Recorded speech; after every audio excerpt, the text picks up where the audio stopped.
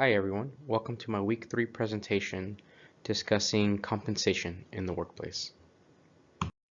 As we learned from the lecture and the readings in the textbook this week, compensation plays a vital role in the way the relationship is built and established between individual workers and the organization. Two theories that were discussed in the readings and in the lecture were equity theory and expectancy theory. With equity theory, this simply states that individuals or workers are motivated when they feel like the organization is treating them fairly in comparison to everybody else and their other coworkers.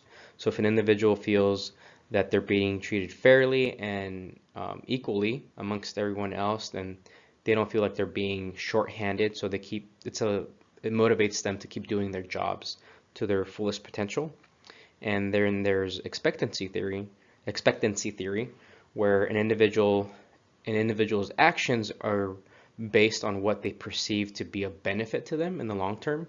So here their motivation is on the outcome of their actions. So if they perceive that harder work is going to end up giving them better evaluations, which would come down to better or higher merit increases in salary raises, then their actions are based on what their expected final outcome or rewards will be for their hard work. So that's their motivation on what their expected rewards will be.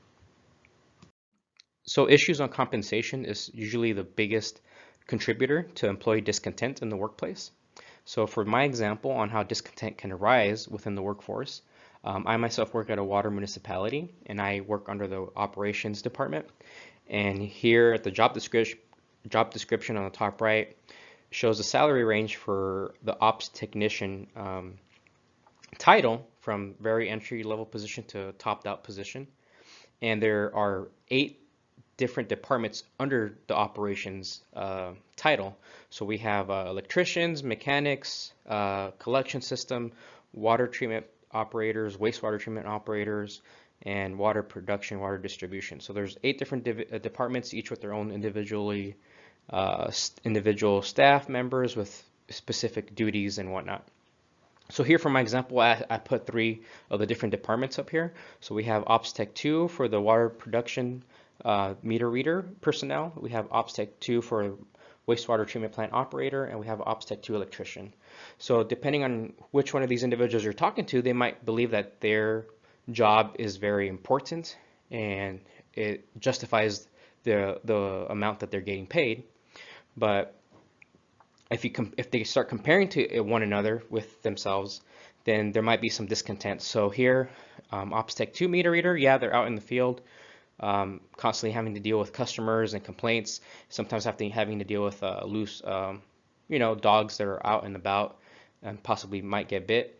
Whereas Ops Tech 2 at the wastewater treatment plant operator, they have to deal with compliance, have to have state certifications, constantly be following regulations and disinfecting properly before they discharge to the river.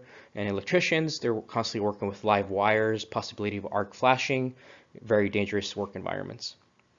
So the discontent can arise where one of these individuals think that their counterparts are getting paid more than they should, or they themselves feel like they should be getting paid at a higher rate at a different title, since their position is requiring a lot more responsibility and putting them at a higher risk than the other departments.